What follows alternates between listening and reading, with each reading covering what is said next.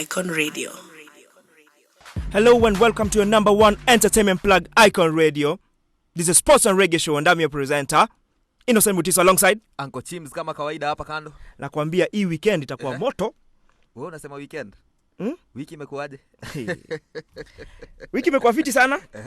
Looking forward for our second season 2. Season 2 of the sports and reggae show.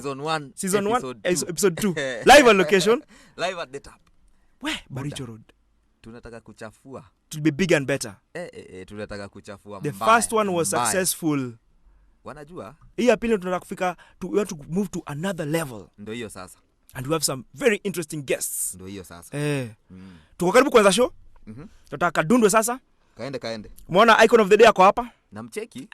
Alifanya yako busy kwa simu lakini nafikiri ni research anapiga. Amekula fiti, kana kulanga na kipofu. Akula tu nyama na rushia tu mamifupa. Hey.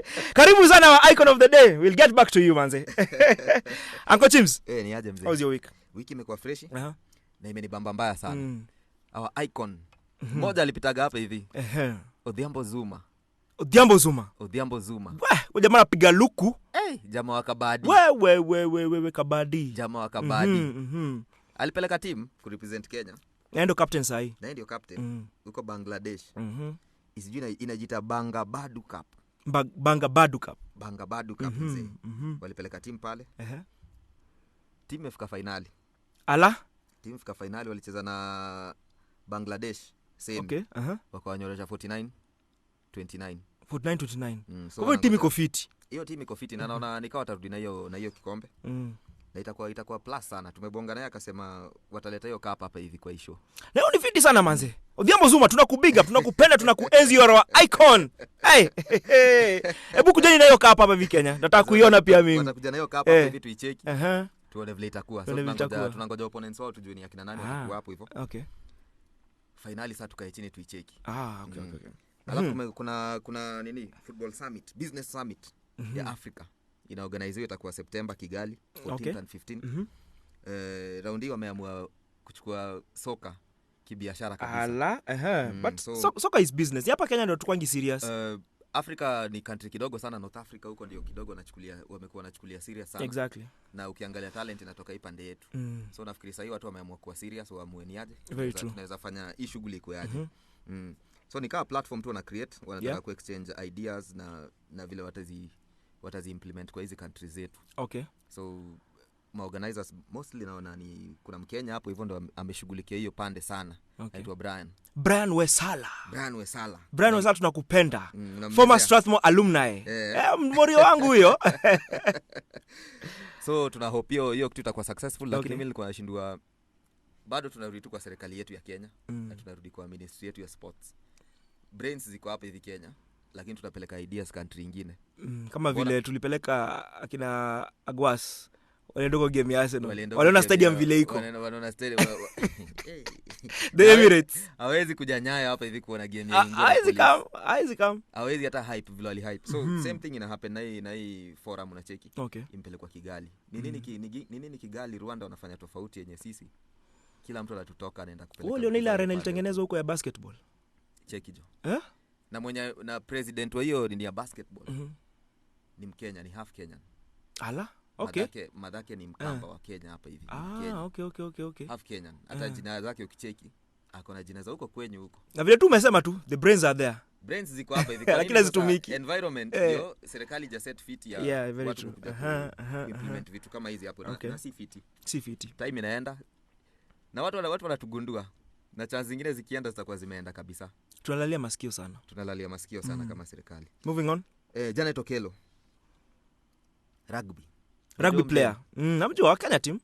Huyo mdem ananiweza. Fight 1-on-1. Akupiga.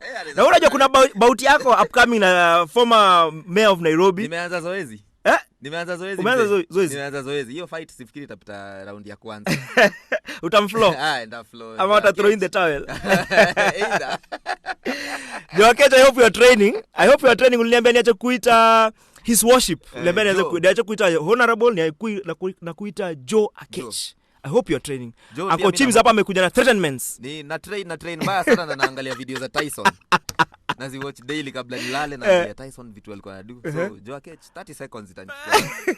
Nataka request kama bado naweza. Naweza fungua mkono moja. Janet Akelo amesign pale Japan. Mia Pulse Women. Okay. Amekuwa first Kenyan woman professional kusign professional contract hiyo country. Wow. Nafikiria pia maju kuna dem Kenya amesign professional contract kweli? Hakuna, ilikuwa only coach ana coach sahi Qatar national team ya rugby. Yes. So na believe lakini ndio wa kwanza dem kwenda pale Asia kucheza rugby. I'm talking about Orlando Philadelphia when you listen to hivi majuzi kwa Qatar rugby women team and I think ni kama set president na ndio maana sasa umeona tena tumeweza tumeexport tena another lady Janet Akelo. Na hope atafungua milango zingine juu najua Wakenya unajua kienda mahali au jua kujituma. Wanajua kujituma. Baya sana. Hajakasakanya. Janet Akelo tunakupenda, you're an icon. Maybe ukirudi hapa holiday, you can invite us. We can invite you to our show, the Sports and Reggae Show. Atuambie Japan kuko aje. Japan kuko aje. Na ni ukweli sushi watu wanakulaga fish haijaiva. Utakuwa mgeni wa chao sana. Buda. Itakuwa ngori. Hapo ndio wiki yangu nafikiri hizo ndio vitu nilikuwa nataka kuangazia ama highlight tu sana. Pengine sasa turudi pande yako tujue ni aje. Mimi wiki ilianza na kuchekeshwa. Kuko na mdem Charlie ama Charlie dem. Alikuwa charged na submitting fake documents pale Anti-Doping Authority, Anti-Doping Agency of Kenya, in short ADAC.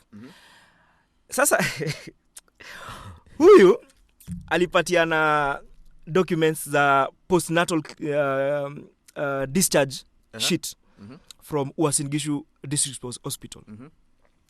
Pamoja na birth notification that alikuwa ametoa kuzaa. So kulikuwa na event alikuwa nangojewa sana na Anti-Doping Authorities participate tu hivi. Wamnab. Kwa sababu kulikuwa na allegations mingi sana that huyu mwenye anapapot kwa dem, sio dem ni Charlie. Kwa sababu in 2019 alikuwa anajiita Hillary Rotich. Then hiyo time alikuwa Mboch. Alikuwa Mboch wa mnyanye tu fulani huko tu. Huko kwa village tu. Huko kwa village huko Elgeyo Marakwet. Akona hiyo mshahara itoshi. Sasa ni kama akona hiyo mshahara itoshi. Alikuwa kabisa kama dem kabisa. Anafanya kazi zote za nyumba. Hawakuwa notice kitu yoyote. Then ni kama akachanuliwa na mtu, akaambiwa pale MTRH, that is Eldoret, Moi Teaching and Referral Hospital, kwa Eldoret. Akaenda huko aka-impersonate nurse. So alikuwa anajiita Pamela Mulubi. Kila kitu. Alivaa nguo za nurse nini akaona mpaka badge, everything. Akapiga shughuli. Akaanza kupiga shughuli. Piga mboka yake safi hapo. Sasa ile time pay imefika. Watu wanashangaa. Huyu anaka si Pamela huyu. What's going on? Wakamuitia makarao wakashikwa. So ukipelekwa pale prison, lazima kwanza kuangalia, lazima kwanza kuchambue. Na alishikwa juu ya nini kwa nurse na si wangempea tu mshahara wake. Sijui amepiga job, wangepata kwa mshahara. Crime yake ilikuwa nini hapo? Kuvaa dress. False pretense. Kuna crime yake ni kuvaa dress. Tunaona hata watu wengine wanavaa dress hapa kila Friday. Hatutataja ni akina nani. Mimi alinimaliza sana. Sasa akapatikana kashikwa. Sasa hata kwa koti, hata niliona hiyo charge sheet yake, bado anamuita hishi. Sijui kama bado haja confirm yeye ni transgender ama yeye ni mwanaume impersonating a lady ama kumeendaje. So kumbe vile kachambulo unajua ADAC iko na ma investigators wao. Wako very thorough. Kapatikana jina yake anaitwa She's Chepkosgei. So She's Chepkosgei amepiga mpaka ma races za madem countrywide ama huko Eldoret City Marathon. Na akashinda. Ameenda Malaysia, ameenda Morocco, ameenda Zambia, ameenda Tanzania. Hizi zote akipiga ma races kama dem. Na akapata mpaka medals na pesa. Kama dem. So vile alikuja huku Kenya, walikuwa na mgojea kwa hiyo race, hiyo moja nakwambia. Sasa yeye ndio akasema alikuwa pregnant ndio ametoka kuzaa. Na hiyo pregnancy haikuonekana. So hapo ndio akashikwa. So in a statement, ADAC anasema on March 18th 2022, She's Chepkosgei alias Hillary Kiprotich was arrested and arraigned before the Chief Magistrate's Court in Eldoret for presenting a forged postnatal discharge summary and a notification of birth, purporting to be issued by Uasin Gishu County Hospital. The athlete was serving a period of ineligibility after she was sanctioned by the Sports Dispute Tribunal for testing positive for a prohibited substance. Yani, bado, hata kwa hizi alikuwa medope bado. Bado ana dope kwa mademu. Inakapatikana.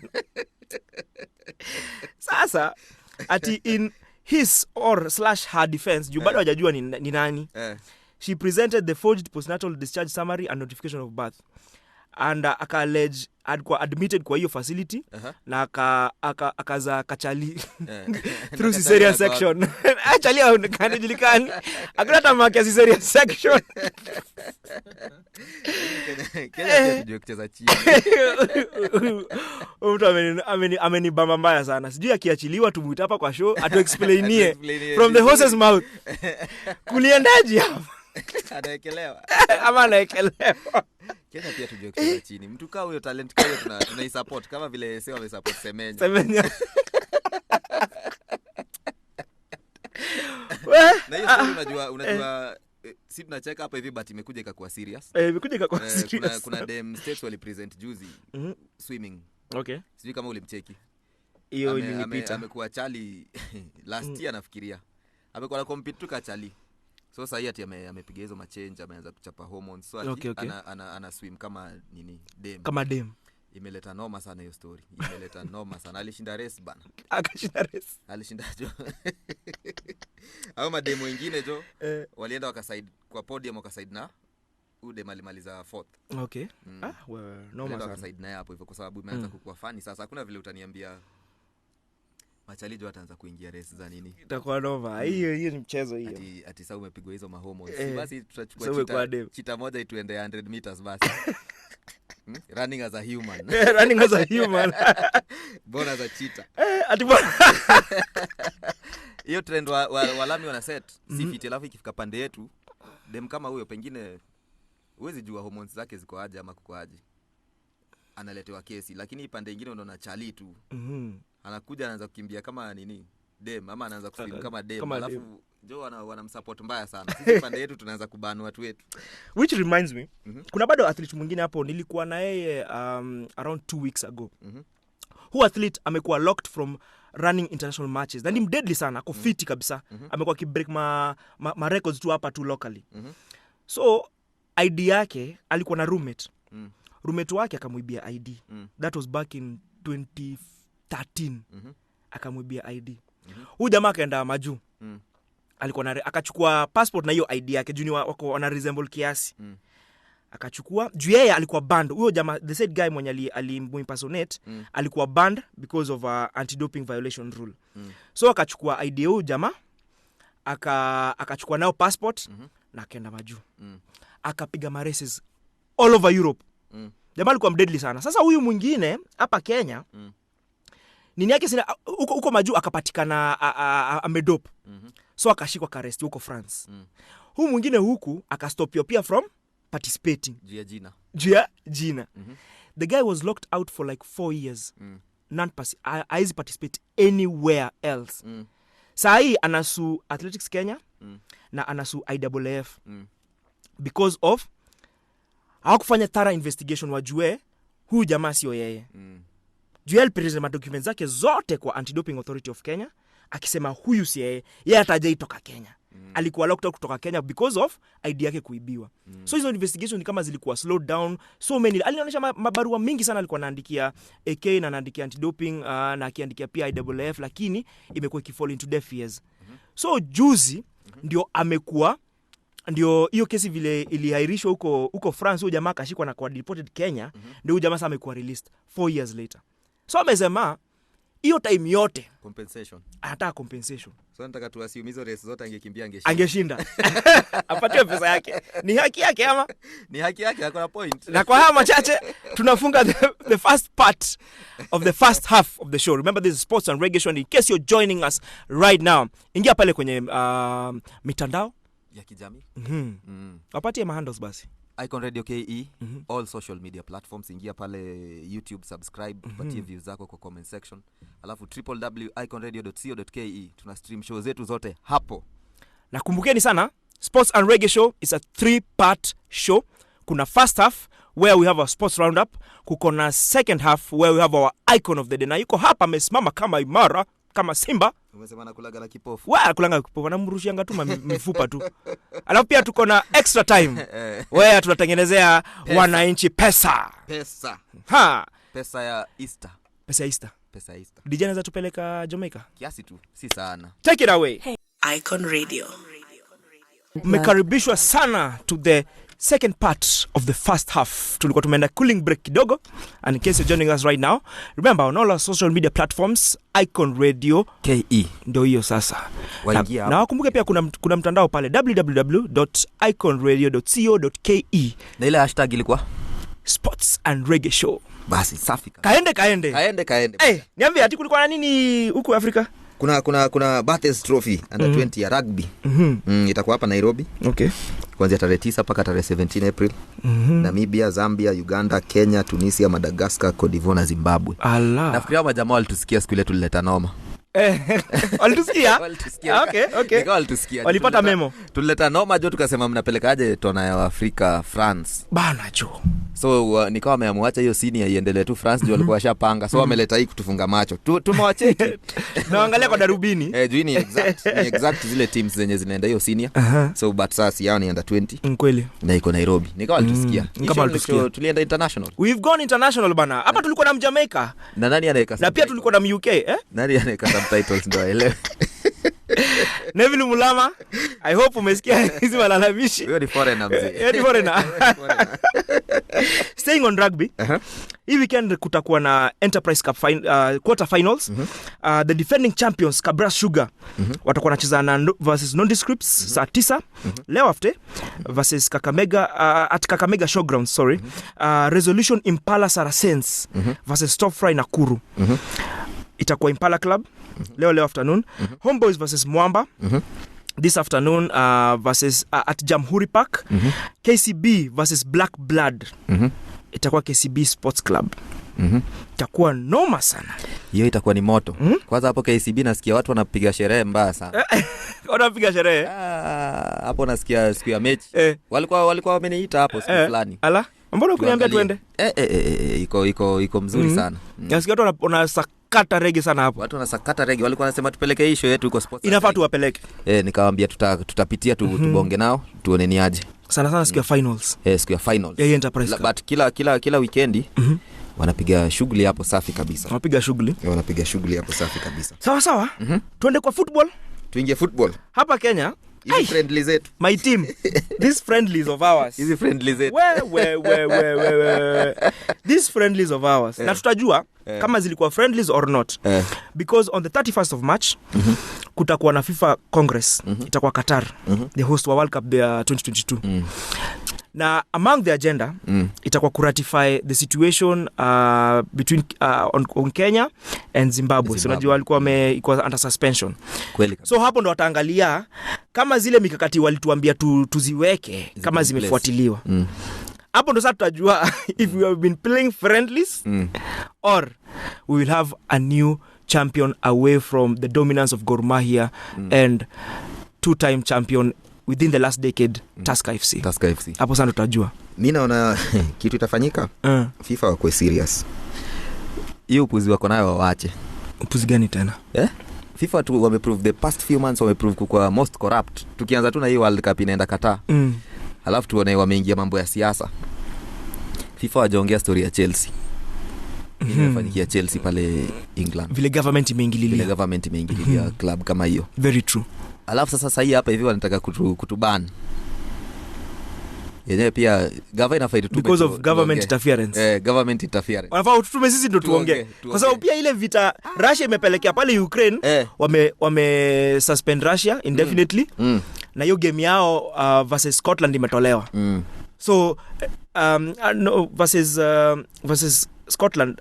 No Poland imetolewa. So Poland wamepata bye to the finals kwa hiyo World Cup qualifiers.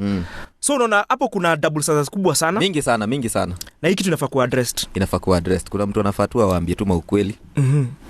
Tafadhali FIFA tusikue na hizi double standards. Exactly. Tufanye kazi tu vile inafaa. Football kwanza ni kitu ya kuleta watu pamoja, si kitu ya kudivide watu. Na hizi suspension situation ya Chelsea kwanza wamedivide watu sana. Tukikuja hii situation ya Kenya, tuende Zimbabwe, wanatumia bado football kudivide watu kwa sababu hakuna vile serikali ita sit back ione corruption ikifanyika, future za wachezaji na future sport ikiharibiwa kwa nyamaze. Very true. Ati ndio maana tufurahishe FIFA yenyewe. Sisi wenyewe tunaona ni wa corrupt. Na how come hizi vitu zimefall on Africans peke yake? Because hata most countries that are banned from by FIFA ni sana from the African continent. Na ukiangalia mahali wanataka kuban sana, tukiangalia kama Kenya. Kenya FIFA imejam kwa sababu tunajua ofisi yenyewe ilikuwa kwa football ni appointment wa Infantino wajiani. Yes. So ajasikia fiti kuona watu wake wananyanyaswa. Bado tu ni politics ya ufala sana. Yeah, very true. Ni politics ya upuzi sana. Same thing ina happen hiyo pande nyingine. Ni appointment wake wanatolewa. Ndio maana walikuwa wanafanya kazi na impunity kwa sababu wanajua baba yao. Wanajua wako protected. Allah. So FIFA tafadhali. Tunajua mnasikiza. Wanaona subtitles hapo chini. Focus. Sasa hii watu ni wise. Hizi zile squad gazeti tu ndio ulikuwa unangoja Sunday Nation usome sports. Ndio hiyo sasa. Sasa hii kuna information kila mahali. Everywhere. Tunajua nini inaendelea. The power of social media, and that's why we have Icon Radio, online entertainment plug. Your number one nakwambia. Ndio hiyo sasa. Haya. Uko number last. FKF Premier League. Yenye tutajua kama ni friendlies on 31st on the FIFA Congress. Mathare United wako number last after playing 23 matches with only 11 points. Viga Bullets walisha overtake. Unajua Viga Bullets kuna time wako hata na bao. Maanzejo. Sasa wameshinda game 2. Mathare wako mbaya hiyo design. After 22 rounds of matches wako number 12. Wazito Moneybags. Wale walikuwa Man City wa Kenya. Wale tulikuwa tukijua wame bring back professionalism here in Kenya. Na mmoja wao tu hapa anatuangalia hapa tu akicheka. Walikuwa wameanza vizuri sana. We don't know where they went wrong. We don't know where the rain started beating them. Wazito mimi walikuwa wameinspire sana. Wakuja mpaka na their own TV, Mad God TV. Ilishaahirishwa. Ilienda hivyo. Ilienda tu hivyo tu. Sasa ina struggle your team. Walikuwa na the best coach here in Kenya, in Francis Kimanzi. One of the best coaches here. One of the most qualified here. Even though alichujo hiyo team. Sasa hii team ina struggle, iko number 16. Kuna vile pia wanaweza relegatiwa, kuna very high chances. But kabla Viga wafikie itabidi wamejitahidi sana. Jua kwa 20 points, yes. Kuna Nzoia Sugar wako number 15. 25 points of which wameanza kupick up form. Walikuwa mbaya sana. Sasa in the last 5 matches wamepiga win 4 na draw 1. Kwa hivyo wako fiti sasa hii. Wanapanda kwa league table. Ulinzi Stars wako number 14 with 26 points. Sofapaka number 13 with 27 points. Moneybags wengine tena. Mimi kitu moja naweza shukuru sana Sofapaka. Wali bring professionalism in Kenya. Hiyo time tulikuwa tunalipangwa 8,000. Ama saa zingine mnaambiwa asanteni sana. Tupataneni na president.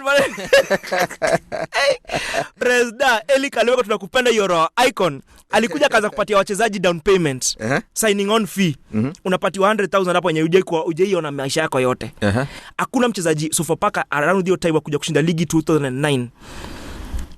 James Ituma akiwa captain, the current K4 president. Hakuna mchezaji alikuwa analipwa chini ya 50,000. Pesa taslim. Kitu watu wako ifikiria. Watu walikuwa wanalipwa tao 5, tao 6, ikienda sana tao 10. But waleta professionalism na tunapenda sana Sofapaka, but you're struggling sana right now. Pull up your socks. Number 12, Bidco United, 28 points. Chingwe timu yako. The best team in Africa. Best team in Africa kitu gani bwana? Wewe unaona tikitaka? These are wife of the husband of all teams. Gor Mahia. Game ya police, poachers. Hata si tujiko na ita police, poachers. Coach wenyu anajua kitu anafanya. Wakimpatia the resources na the players anahitaji, FC Leopards will go far, but unajua bado watakuwa tu number 2 to the husband of all teams. Gor Mahia. Timu kubwa, timu ya baba. Haya. FC Leopards wako number 11 after 22 rounds of matches, wako na 28 points na 0 goal difference. Police Poachers, aka Poachers. Poachers. Wako number 10 with 28 points. Talanta Timu ya Onyato. The man, the legend. Jack of all trades. Wako number 9. 23 rounds of matches, wako 31 points. Kariobangi, timu ya the former president of FKF. Of which alijidistance, bado hatujajua bado vile kulienda hapo. Wako number 8 with 34 points. Posta Rangers, former team ya Lord Okumbi. Ndio huyo sasa. Alipass on the baton to Salim Ali. Na yeye ndo alikuwa protege wa Salim Ali. Ndio huyo sasa. Wako number 7 with 35 points. Bandari. Hii Bandari saa hii Joma zinacheza fiti. Coach. The coach. Mwenye mlikataa kumpatia contract. Coach. At FC Leopards.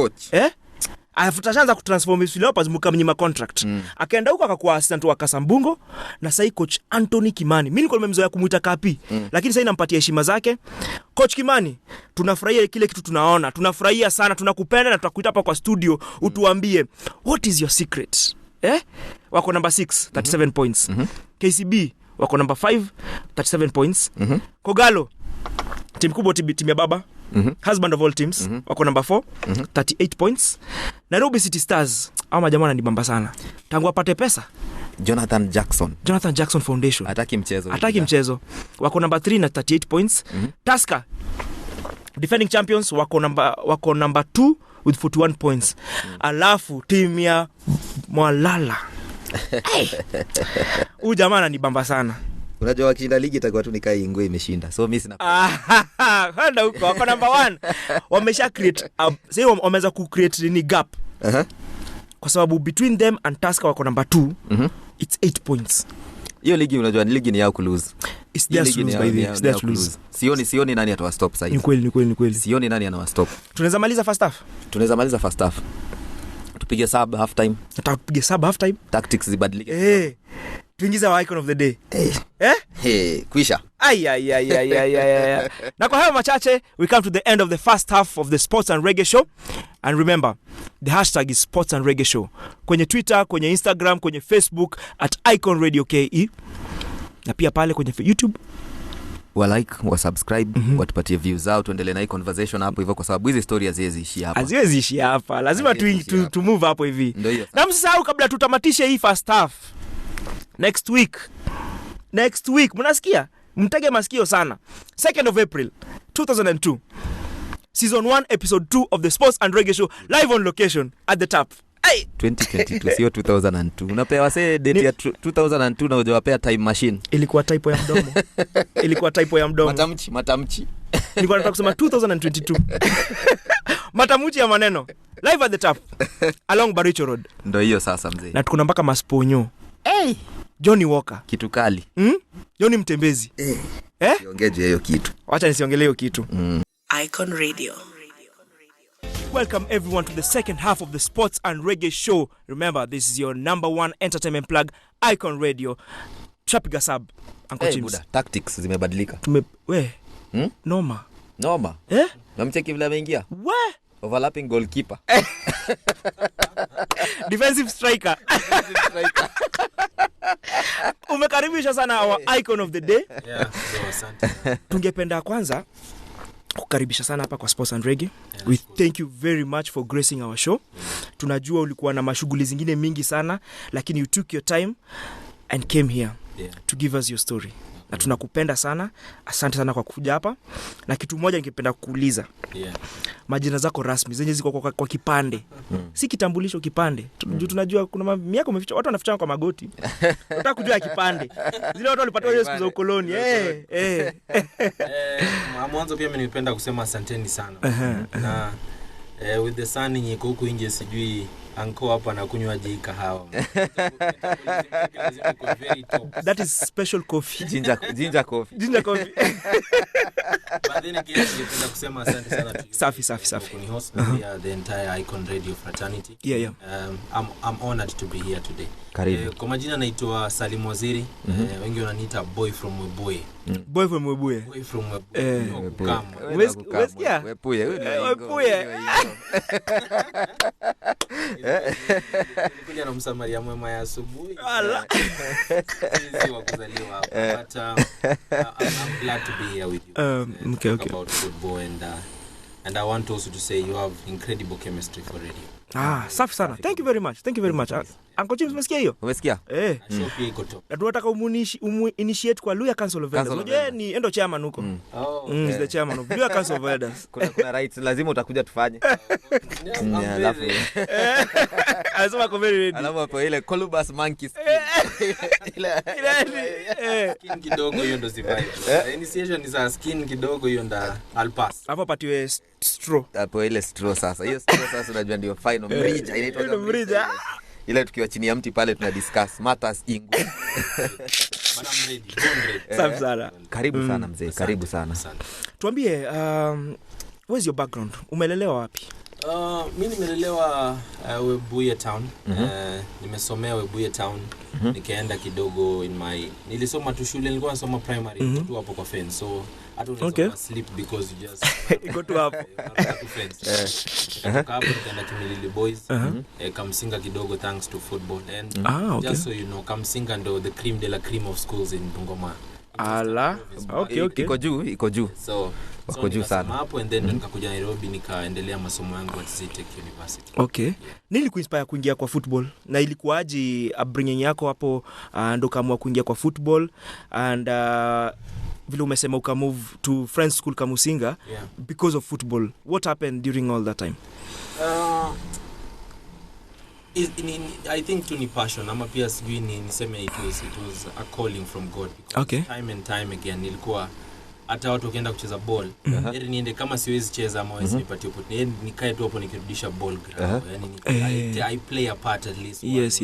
So, and then again pia I was raised in a football family. My late father played football. Okay. Others have played football so nikasema ndakuwa black sheep manze. Nisipoingia shughuli. It's difficult to be supported when all your siblings have played the same games. Yeah, very true. Nasema acha nijikaze as much as I can and nikaona pia I was talented. Okay.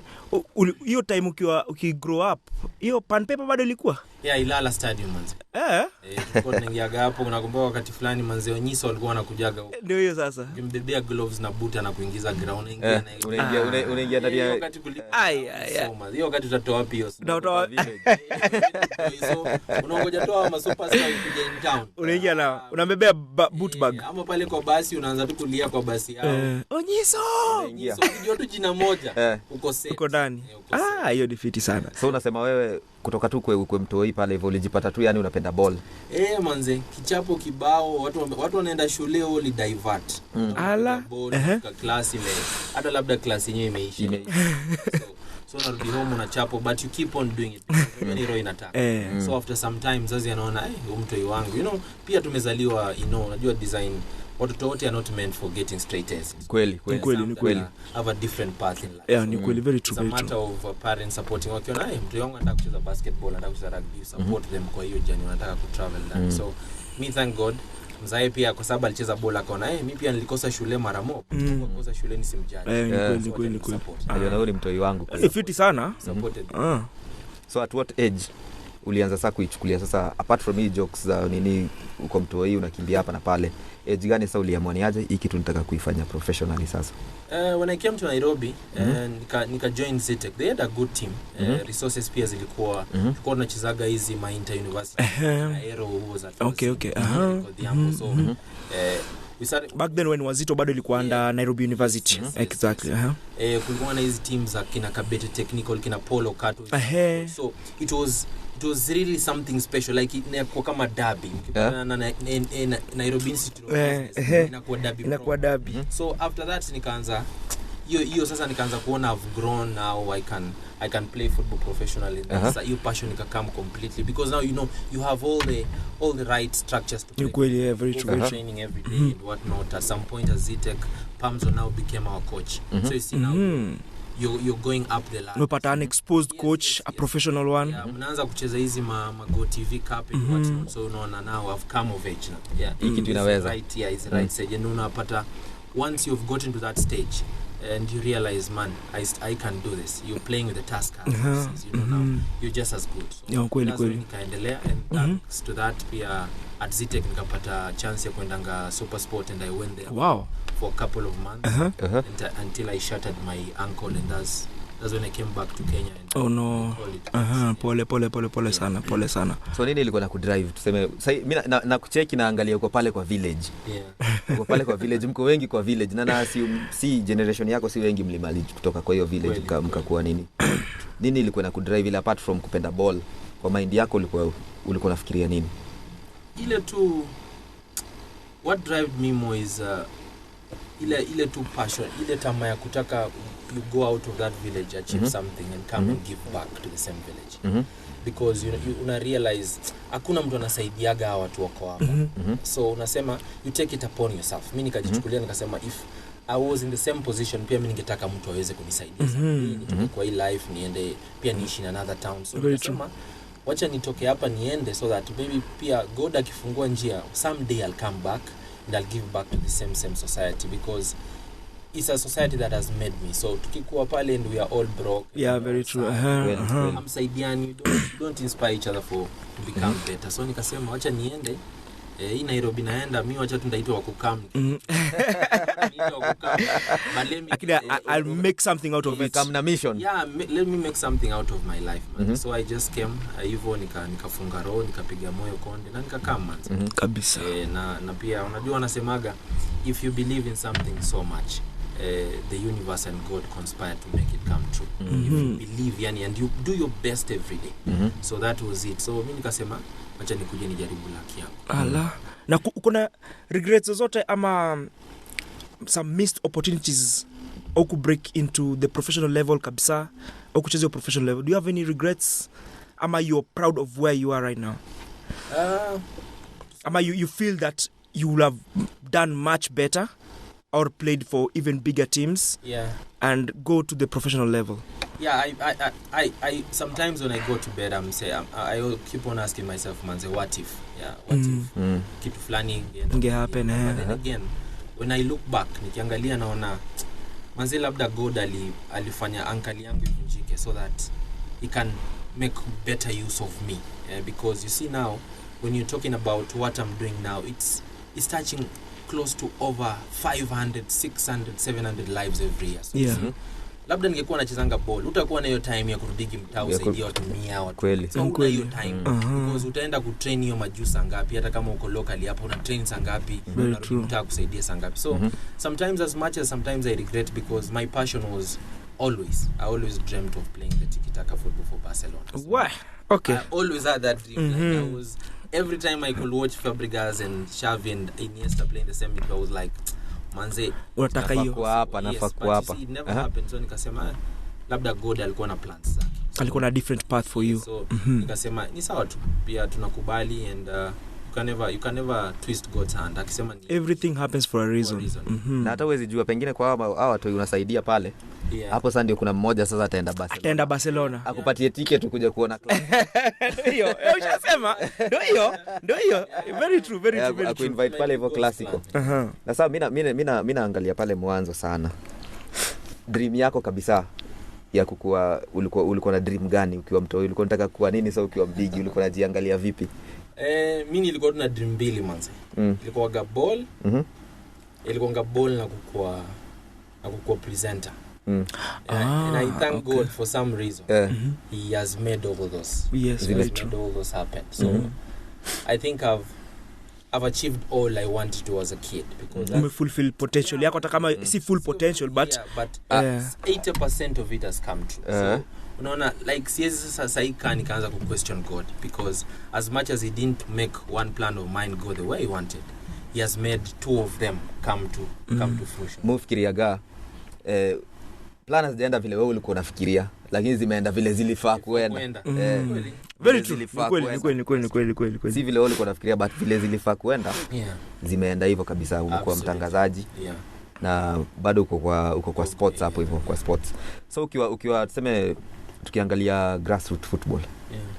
When ulikuwa na start out kwa village pale na saa hizi, unaona differences zote na nini imeleteo difference, na tunaangazia going forward tuna expect nini kwa watu kama nyinyi, kwa sababu mnajua what it takes to make your difference?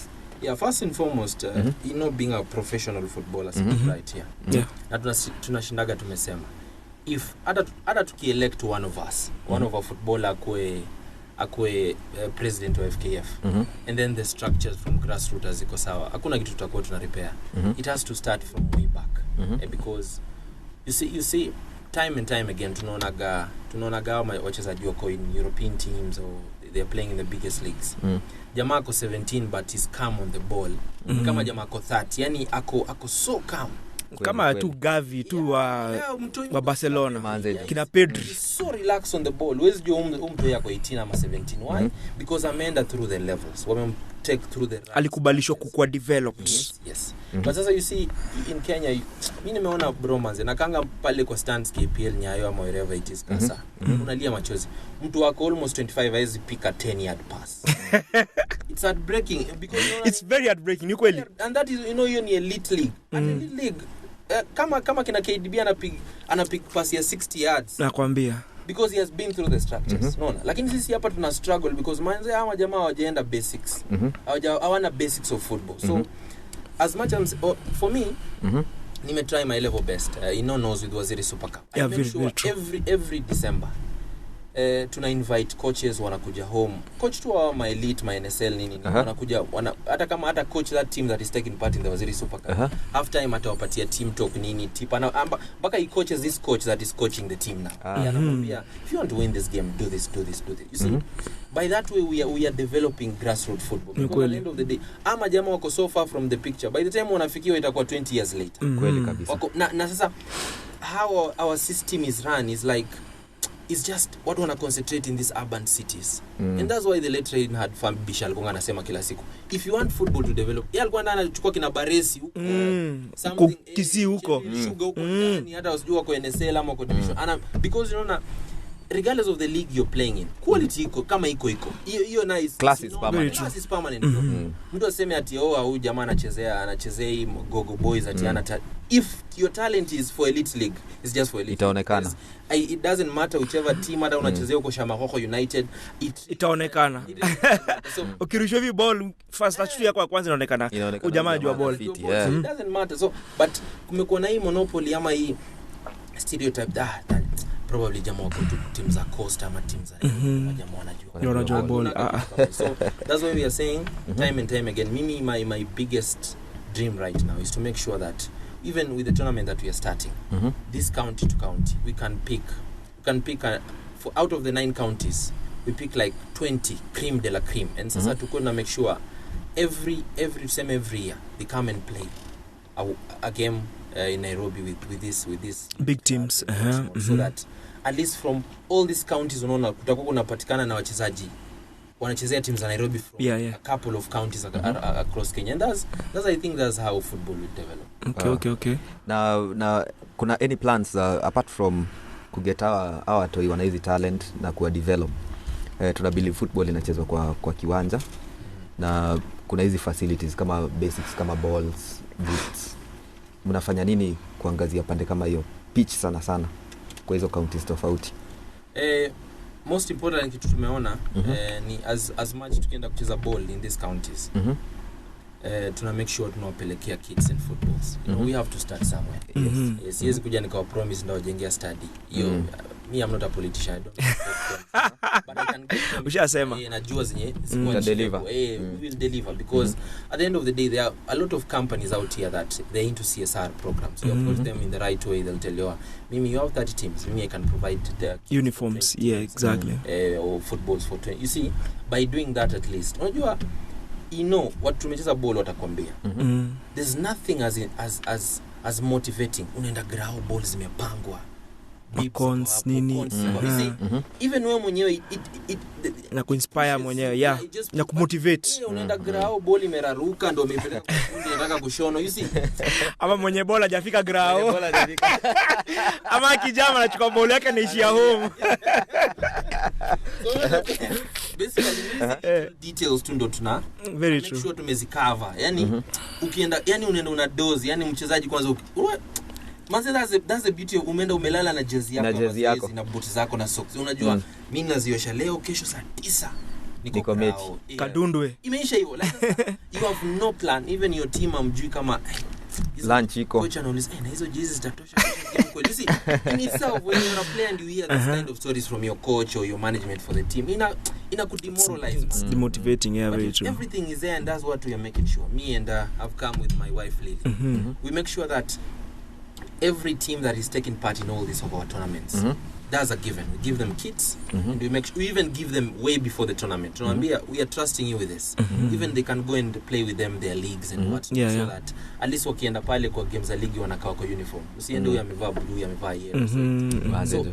So to make sure easy little details are what wanna assume. People have not played football. They don't understand how it is. You never understand. Yes. That's why we are being messed up every day because we keep on electing people in our federations that have never played. They don't have no clue about football. So, but if we make sure that let's say it cannot be 100%, but let's say 60% of people who are leading football in this country, management, they have played football. They know the pain that manze siezi travel kwenda kucheza Kakamega. Kama I saw manze the story of Madhare.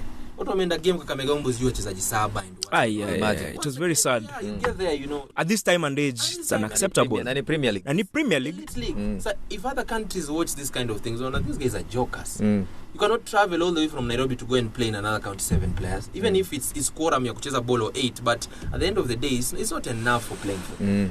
Well, so you see, it's just about no masana. So that's what we are saying. For us, we are going to make sure that we cover these little details that people overlook. Unaanzia hapo chini ukikuja juu pole pole. You have to. Dawa nakwambia Kiswahili samaki mkunje angalipo mbichi. Ala. Ndio hiyo sasa. Na kwa hiyo tutatamatisha first part of the second half. Nataka tu sanitize kidogo throat. Ile nini? Water break. Tutakuja water break. Tukirudi tuendelee na hii story mali umeachia. Mali hapo tumeachia. Tuendelee na hii story. Sasa tunataka DJ tupeleke Jamaica kidogo. Watu wa enjoy. And remember, if you're joining us right here, the conversation has kicked off. And it's very interesting. Na kama wewe unajua vizuri sana kitu unataka, then listen to Salim Waziri. Zile vitu anafanya, na yeye ni muungwana, nasema kwa philanthropists. Aya, tukutane basi second part of Icon Radio.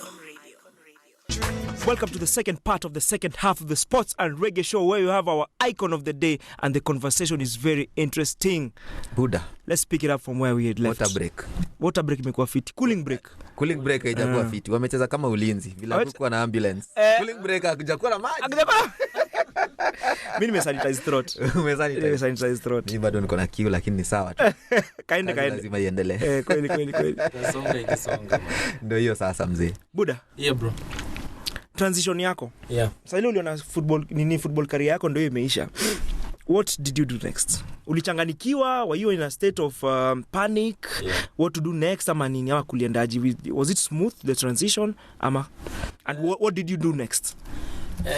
Manze, it was you know if it's that one thing manze umekuwa ukifanya all your life, ina hit a snag, so kitu unadu lazima una panic because now this is the only life you've ever known.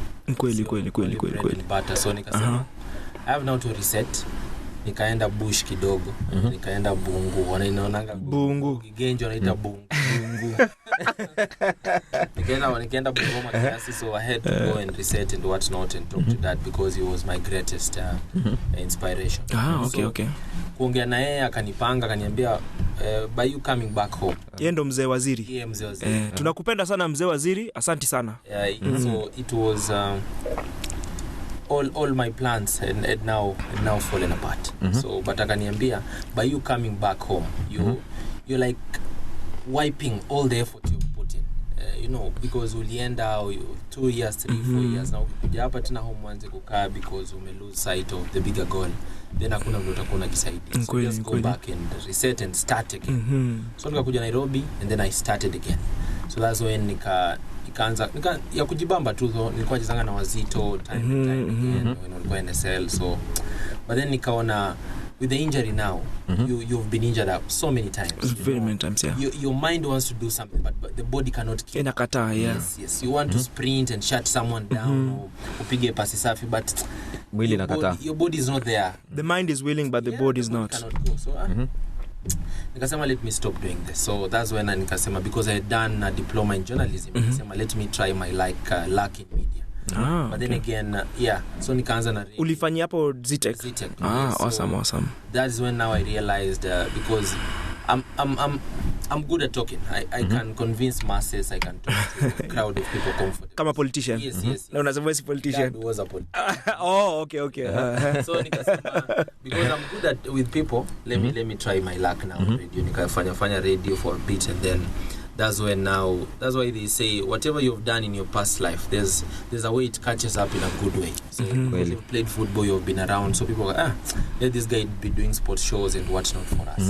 And that's now when the transition became smoother, because now I was doing something that's just related to football, so I didn't feel that loneliness anymore. Because nilikuwa nasema niwache ball manze, nianze kufanya vitu sana, exactly, marketing and whatnot, and it's not something I've got passion now.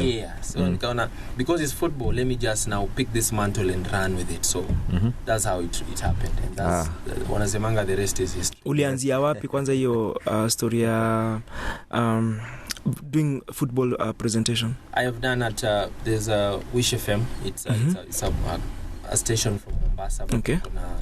Studios in Nairobi. And then we met with you at Bamba TV. Bamba TV.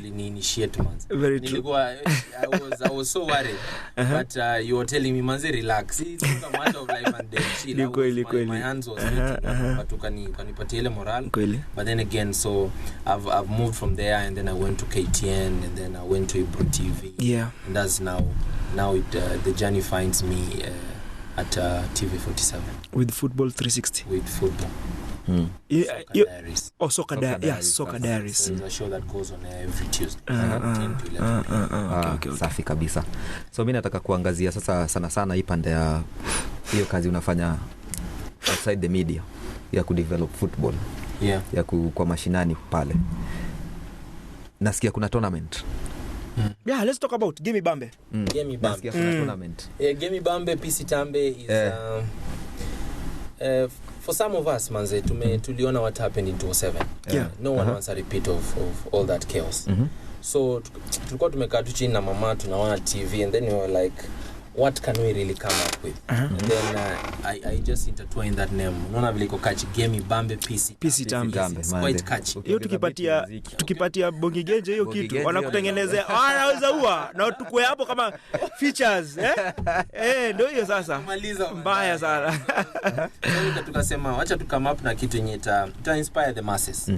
So we said, but how do we do it differently? Because everyone organizes football tournaments. What else are you attaching to the football tournament? Now through the tournament, we are going to 9 counties. We're going to 9 counties. There's Machakos, there's Eldoret, which is Uasin Gishu. There's Bungoma, there's Mombasa, there is now Nairobi, there's Kisumu, and there's Nakuru. Kwa hivyo umesema Machakos, mimi ndo kwa ambassador. Yeah. Nishasema wekele hapo. Wastani yote mniachie. Bungoma, Luya Council of Elders. So kasema when you hear some stories, man, watu kwa hizi county, people are really suffering. Kweli kabisa. So nasi tukasema the truth is that to say everyone. But you can just touch as many lives as you can start a spark. Yes. It can grow into a fire. Yeah, absolutely. So tukasema kwa watu labda 100 tutakuwa tunasaidia to make sure, because we want it to be an annual 5-a-side tournament. In every year kama tutakuwa tunasaidia 300 lives, you know that we will leave this world a better place. Very true. Because we'll have touched by the time nafika Gimme Bambe 5th edition tutakuwa tumetouch over 10,000 lives. So that is our end goal here. So as much as people wanakuja grao, wanakuja kukana familia zao and hang out, madem pale pia tunawapatia sanitary towels, because their families that don't afford these stuffs. To us tunaonaga it's a normal thing to very true. Buy a sanitary towel. Na kwanza saa hii gava the past week wameongeza bei na 30%. So watu wenye walikuwa hawana sasa watakosa kabisa. Absolutely. So tukasema, bro, let us just try and as much as we can and just give hope to the hopeless, and that's it's really a selfless act, you know. Because sisi tunaweza choose why should we touch ourselves with all these rotations? Exactly. Tuka kwa nyumba yetu tuone TV tu kabisa. Ushasema. Tukasema let us go out of our way so that manze if we inflict this inspiration in one kid someday pia atasema hey, wacha nitoke village manze nikuje nisaidiange my girls my so it's inspiring communities. It's really something touching because the concept behind around it is if it's a very noble initiative. It is noble. So that's why we are saying for everyone who wants to come join us. It's atuna restrictions. If you have that heart that you want to help people, even ukituambia tutoke hapa, come on board village yako tusaidie watu, will leave Nairobi and will go because it's just a matter of making sure that manze the things that us as kids tulipitia so that these other generations don't go through the same thing. Kweli hiyo ndio muhimu wa maisha, kupanda zile miti ya utakaa kwa hiyo shade kweli na unajua ukianzisha nini process kama hiyo lazima kuna mtu mmoja ama wawili watarudi. Yeah, true. Juu wata benefit na watarudi, na hiyo ndio change, hiyo sasa ndio change tunataka. Absolutely. Generational change. Yeah, generation. So format ya hii tournament yako iko vipi? Format ni first and foremost tunaanza this Saturday at sadly no ameniambia he has emergencies, he won't be there, but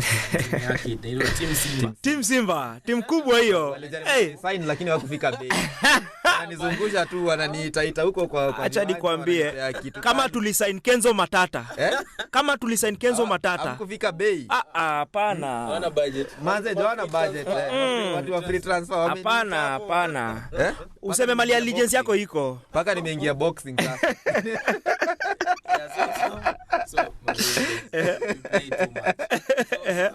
So it's just it's a 16 team tournament. Tunataka kwa TAFs tukienda Geraweni TAF we play with 16 teams.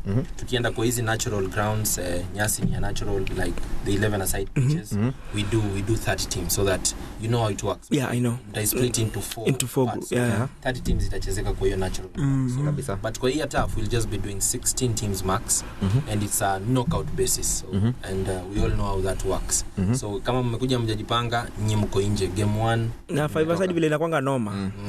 Na venue itakuwa wapi? Sport City Karen is just right opposite entrance ya Waterfront. So it's a new pitch that has come up. So pia tumesema we are here to touch lives and inspire people. Yes. So we have to promote businesses, people who have come on board wakasema hey manze me I invested on this stuff na most people don't know about it, so tukamwambia it's okay because watu wanajua TAF ya Ngong Road pale ligi ndogo but hiyo hajaijua because he's a guy who was, and for him he's also like me just brought these things here so that people can play their football. So he's donating his own TAF. Yeah, very true. So tukasema wacha tumsaidie, we help him market the thing so that pia his family can get something out of hiring that. Hiyo inamaanisha hapa watapata biashara hapo hivi. Kweli kabisa. So team yote anyone anaweza walk in as long as mko na team 5 aside na masabu wenu. Haina restrictions. So pia tuna encourage pia parents that have kids that play football. They can come there. If he's 15 or 17, that is a perfect age for playing football. Very perfect. It's a 5-a-side, so it's not as strenuous as 11-a-side. So we'll also find them a team to fix in one team there. They also have their team ya juniors. Yes. Okay. Ni fiti sana. So games itaanza saa ngapi? We are starting at 10 on Saturday, 10 to 5, and then at 5 is when now the final will be played. So you know it's a back-to-back. It's 10 minutes each half. So by the time we get to 5, all the teams will have played their games, and then after the final, there's a little your friend Kenzo Matata ata perform ala after party. So it's a thing that we have said now, and again this weekend there's no EPL, there's no KPL, so it's an international break. Yes. So we have found a plan for families and football lovers to come and hang out. Ni fiti. I hope everyone amesikiza. Watu wamesikiza. Mimi bado niko na jaribu kufikiria, kuna angle na jaribu kuangalia. Tournament yenyewe ni football na peace, na hujatupea bado ile angle ya peace itaingilia wapi, na mnataka kufikishia message yenu nje vipi? I've reached out to, like Nairobi, I've reached out to Rafton is vying, is Senator. Yes. I've reached out to Rafton, we have talked. I've reached out to Karauri, he's running for MP Kasarani. I've reached out to Jalas. I've told this he wants to be an MP Langata. So regardless of the divide you're in, whether you're an ODM person or UDA, we've even reached out to the king of the Hustler Nation himself, because Karen, from where we'll be playing, you can see his home. Okay. So tumesema pia he can come and hang out with the other party different party aspirants. So yeah, tumesema they can, once people see there's no split in between these people, but if they are spreading a different message, unakuja unasema Uncle Chums ni mbaya, mimi nakuja nasema Ainea ni mbaya. Trust you me, when D-Day comes we'll have to clash at some point. Very true. But sisi wakiona hata tukuja hapo game, hata nimwambia they can bring their team, iwe Bunge FC, nimwambia just come, you play together. Kina Murko, man. Yes, come and enjoy the football, so that if this message is passed across to people that we are together, there will be no need of us to fight. But if nyinyi mnaenda huko, you're spreading a different message, trust you me, at some point things will go south. So we are inviting, and now we're on national radio, we are inviting all leaders. We don't care whichever party. Very true. Tuk party, whatever name you want. Football brings people together. Roots party. Party. Whatever it is you're in, just come. We are here to promote peace and make sure that we all live in harmony. We want to preach togetherness. So mita kama Karen, in terms of peace na kureach out kwa community after tournament imeisha, si kila mtu anaweza kama hapo. Na kuna watu wale kwa mamitao wana feel intimidated kwenda area zingine. Mna plan ya kama tukishamaliza tournament hapa, during the week mna visit slum area ama hizo informal settlements zenye ziko mahali mtakuwa mnafanya tournament? We are planning, now that we have said this is an annual, it has to be an annual. Yes, across various counties. Yes, across various counties. And now for this Nairobi edition that we are starting, we shall be making sure every part of the town we play. Kama we are playing in Karen, the closest slum area is Kibera. Like that is as close as it gets. We now go to Kibera. If we go and play somewhere like, let's say, Thika Road, wherever it is, we'll pick D or we'll pick Uruma. Imagine like Githurai, exactly. Githurai. So that's how, because it won't just be always at Sports City in Karen. We'll be moving around. We can even go and play the tournament in Korogosho. You see, yes. The families out there can benefit from the sanitary and the food stuffs we are giving out. Na mi kitu naweza encourage saini ikuwe ni vile amesema itakuwa ni annual. Annual. Ikuwe ni annual, alafu follow up na consistency inakuwa important sana. It's very important. Kwanza hiyo part ya message ya peace. Juu tournament inaweza kuwa leo, but peace lazima tukue tunaisukuma kwanza saa hii. For the next 6-7 months lazima ikuwe visible sana hiyo pande ya peace. Absolutely. Lazima ikuwe visible tu sana. What are some of the sponsors when you come in? We have LVN Water Company. There is Ngoma Tucheze, there's MTV Global, there is Investments Africa. Wow. And then in a couple of hours from now, probably Red Bull will be jumping the ship. So it's quite huge. It's quite huge, and we have realized that so many companies out here, they want to give back to the society. There's just no right way of going about it, because a company like Red Bull, as big as, they just don't walk into communities and do what they want. True. They want people from these communities to come and sell to them the dream, so that they jump on the dream, because it will be very disrespectful, because I'm just from Pepsi or Coca-Cola. I walk into Uruma and do whatever I want. Yes, kweli. So that's why we are encouraging also people who have a dream to help their communities. Do all those. They say you can even write 10 million write-ups. Only one day. Moja tu itaonekana. As long as you keep being consistent in writing the write-ups and the proposals, and the message is meaty and it makes sense, it is about inspiring and uplifting communities. Trust me, sooner or later, one proposal itafika mahali nafaa kuwa. Yes, so wamesema that's the message they keep on telling us. If you have friends of yours who have a dream of inspiring their own communities, just let them approach us, because we cannot implicate ourselves or like force ourselves into communities. All we can do is just wait for the community members to tell us the problems they have, because our kikauko office they can't know. So it's up to us to go them and give them the message. Yes, okay. Prize money. Money market. Acha tuingie kwanza hapo kwa prize money. Tunakaribia ile masaa. Si unajua our extra time here, it's all about making money for people. Hebu tuambie, what's the catch?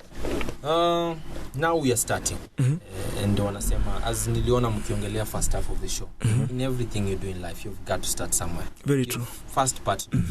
So tumesema, now that we are starting, we are doing 15K for number 1.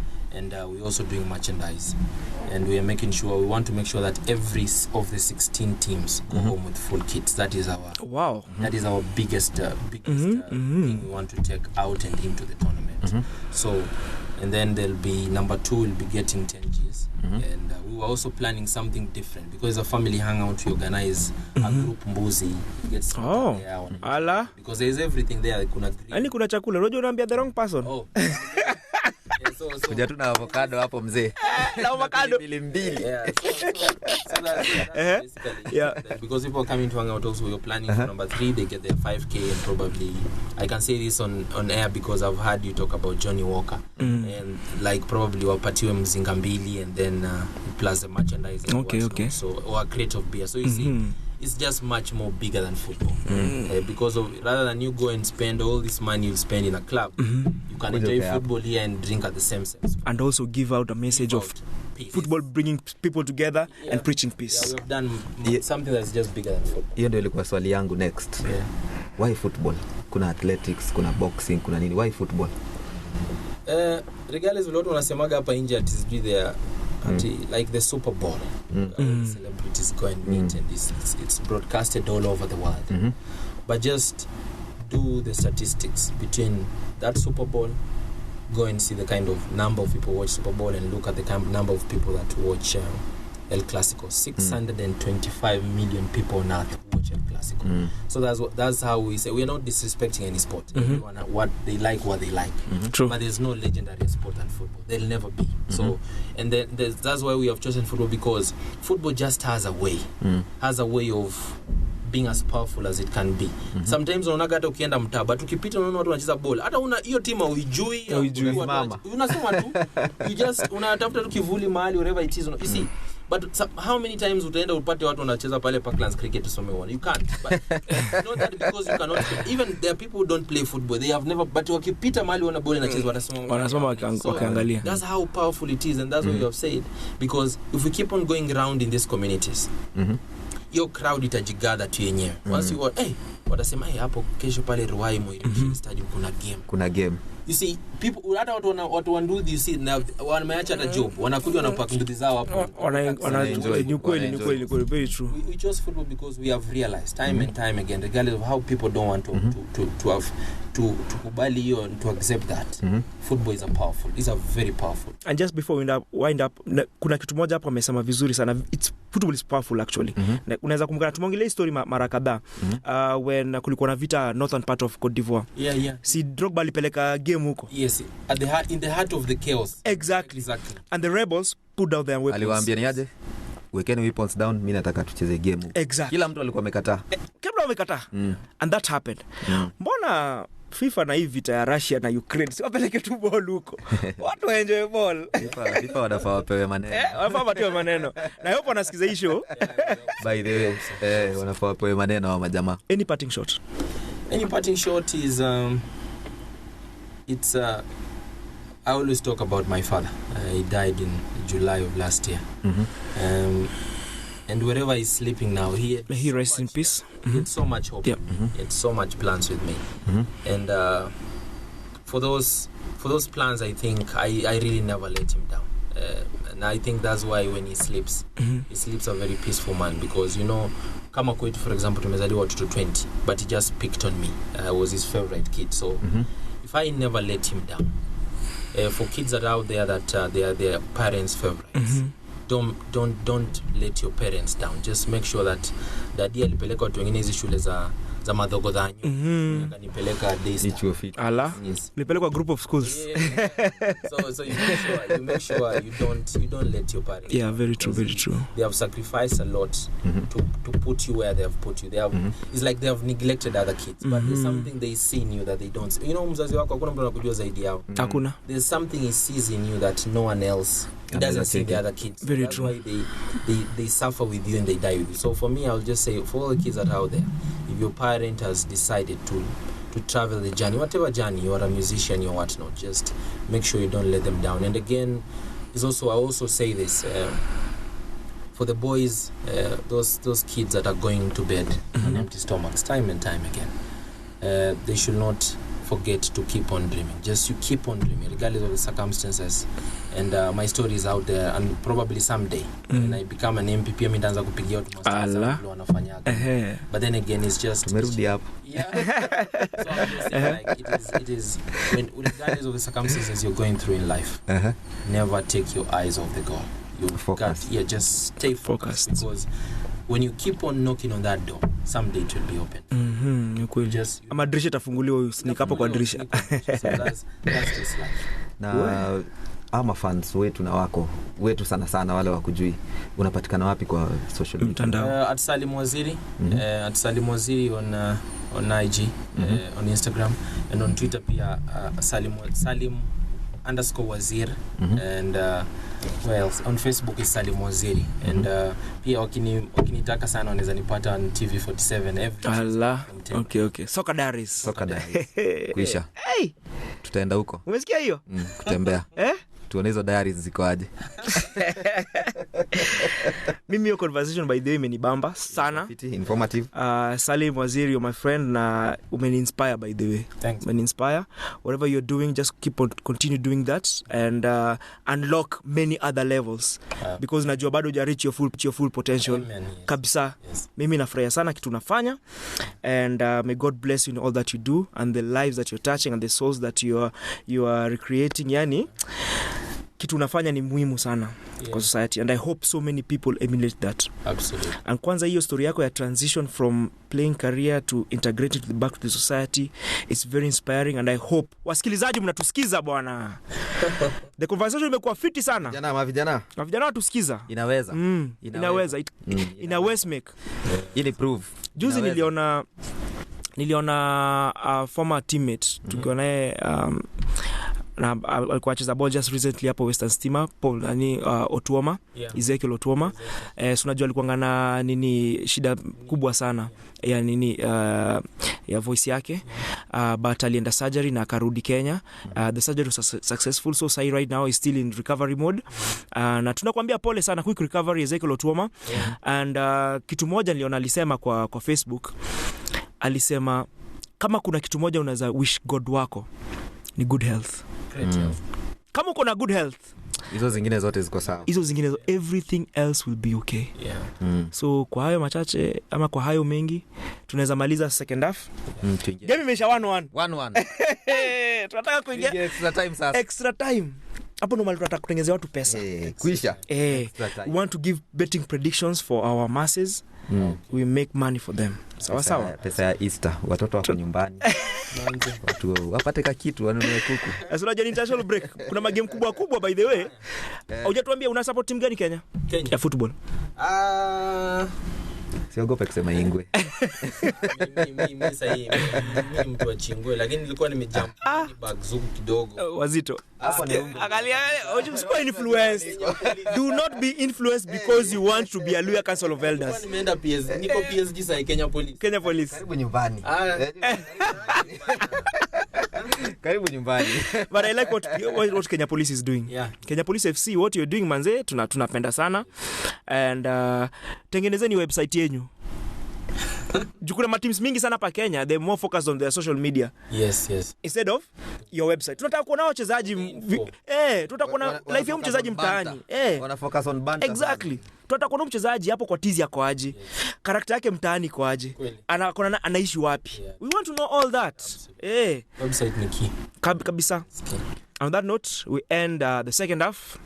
And in case you're joining us right now, we are going into the money markets. Extra time. Pale mzee. Ndio hiyo sasa. Ganji lazima watu wakule. Bwana Salim. Tumeshukuru sana for gracing our show. Tutakuambia kwa heri kwa saa hii. Lakini najua tutakuwa pamoja. Ni vile ilikuwa short notice, but game ibambe next. Tunapeleka team. Sports and Reggae team ya Icon Radio itakuwa huko. Lakini Sports and Reggae ndio inaenda ku-host hiyo event. Live on location. We are doing the show live on location. And I have there's also other news I will tell it to you because you're Sports and Reggae. Yes. There's one legendary reggae musician that will be coming into town. Okay. Eric Donaldson. Sarejo. So we'll make sure, because we're the one who are bringing him to Kenya, we'll make sure this will be his first stop. Kuisha. Hey, wayo. Hey, ay. Tulikuwa UK sasa tumeenda Jamaica. Sasa tumeenda Jamaica. And we also like to take sports and reggae to the tour of Eric Donaldson because it will be going to almost 6 counties. Amen to that. Nimekuwa nikiimba sana Eric Donaldson akuje Kenya. Ndio huyu anakam. Itabidi niba ile kofi yangu ya dread. My dreams have come true. Itabidi niba ile kofi yangu ya dread. Itabidi. Kama ile ya Sonko. Naangalia ile ya Sonko ile. Utapea notice kila anafika na tuko ready. Niko na dread zangu ready. Na tickets za concert nyinyi kwanza mnapewa VVIP. VIP. Kusha hii maneno. Wekelea hapo. Camera lady umesikia? Game over. VVIP. Sawa. Asante bro. Wacha tuingie extra time. Icon Radio. Extra time ndio hiyo Uncle Chims. Mimi nakushoyani nilikuwa nimekaa hapo hivyo chini. Naangalia hiyo box ya penalty. Na tutafika huko. Umesema tunaimalizia hapa hivi. Tunaimalizia hapa. Regular time of the extra time. Regular time extra time. Game imesha 1-1. Golden goal bado inakuaga. Tutengeneza tu pesa basi. Ndio hiyo sasa. Tuko na feature games. Na hizi magame ni moto. First leg zishachezwa, sasa bado second leg. Tumalize hiyo shughuli. Tuesday. Hizi games zote ni za Tuesday. Ya Afrika ni kunoma. Lakini sijui kwa nini Afrika tunapatiwa ngwa nini ngumu hivyo. Qualifiers ngumu hivyo. But anyway, ndio hizi magame. Kutakuwa na Nigeria versus Ghana. Buda. Game kubwa.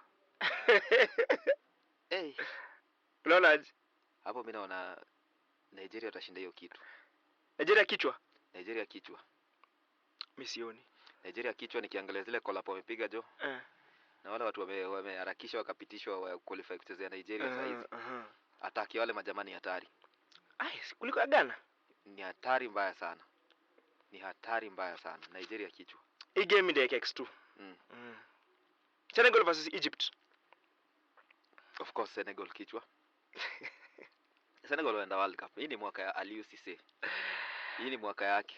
Anyway, mimi hiyo game inaona ikienda draw. Naona Senegal wakifrustrate mbaya sana na Egypt. Unajua Egypt kwa revenge mission. They are on a revenge mission. Hii game itasha draw. Algeria versus Cameroon. Hapo kuna tricks kidogo tu. Lakini hapo ndio pia mimi naona draw. Naona draw. Cameroon ata force draw. Nataka kuona kazi ya song hiyo second leg itakuaje but naona nikawa naweza force draw hii. Mimi naona Algeria wakishinda. Algeria walikuwa na nini na a very bad AFCON. Na unajua vile Waarabu hupenda ku-criticize watu. Maanzejo. Walitusiwa. Hakuna kitu wako kuambiwa. So hii game itakuwa ni revenge. Unajua walitoka group stages. Na Cameroon huko kwao naona hiyo AFCON walibebwa. Hawakuwa ile Cameroon tumezoea. Wanipata hata kama ndio walikuwa the top scorers in that event but bado Algeria watashinda hii game. Morocco versus DRC batoto ba Mungu wana Congo. Morocco atakula hiyo game. Definitely Morocco atakula hiyo game. Tunisia versus Mali. Hiyo game ngumu hiyo sana. Game ngumu sana. Na draw. Naona draw. Na Tunisia unajua group stages ya African Cup. Walitoka group stages na draw tupu. Anyway, hii game kuna high stakes, very high stakes. Tunisia itakula. Tunisia itakula.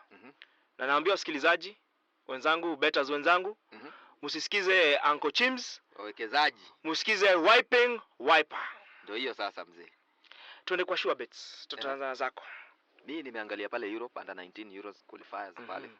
Na naanza na Belgium versus Germany over 1.5. Netherlands versus Norway over 1.5. Croatia versus Romania over 1.5. Okay. Hizo ndio sure bets zangu za hapo sina pingamizi. Hebu nizione tena. Watu waweke pesa taslim. Hata kama una ng'ombe uza. Utafute pesa ya Easter. Pesa ya Easter iko hapo. Umesema Belgium versus Germany over 1.5. Yes. Netherlands versus Norway over 1.5. Croatia versus Romania over 1.5. Na ukae kile 10,000 yako hapo na ukae chini. Na ukae pole. Ngoje message on Monday asubuhi. Pesa ya Easter. Haya, sikiza show bet zangu. England versus Switzerland is my friendly games by the way. Zenye zitakuwa leo jioni. England versus Switzerland. Hii game nadhani England vile wamekuwa they are trying to make up for losing the Euros finals. And Switzerland unajua walienda World Cup in expense of Italy. Kweli kabisa. So bado sasa wako relax mode. Hawana pressure. The pressure is on England. So unajua England wakicheza huko Wembley inakuanga noma. Ikawangi mchezo. So England kichwa. Unaonaje game wewe? Hiyo game naona England kichwa. Kabisa. Watu expect maneno hapo. Netherlands versus Denmark. Nimewekea Netherlands kichwa. Hiyo mimi naona inaweza kuwa draw ya mabao. It's a Scandinavian derby. Draw ya mabao hapo hivyo. Draw ya mabao, high scoring. High scoring. Safi sana. Mimi kwangu Netherlands kichwa. Qatar host wa this year's World Cup. Qatar versus Bulgaria. Nimewekea Qatar kichwa. Of course Qatar watashinda. Juu mimi nimekuwa nikiona ma friendly zote Qatar wamekuwa kicheza. Sijui kama hizo teams zimekuwa zikitumiwa message. Hata mimi najua. Message lazima itumu. Qatar kichwa. Bila pressure. Na kwa hayo machache, tunaweza maliza extra time? Game imeisha draw. Watu waende nyumbani? Na watupatie shukrani. Wasahau nini? Tarehe 2. The Tap. Live at the Tap. Live and direct. Sports and Reggae show. Featuring my cup. Stay tuned for our icons of the day. Mimi nakwambia this time round we're going bigger and better. The last time season 1 episode 1 was successful, and this time round we are unlocking another level. Ndio hiyo sasa wase. Save the date, 2nd of April, the Sports and Reggae show live at the Tap along Baricho Road, brought to you by Icon Radio and Johnny Walker. Kwisha. Icon Radio.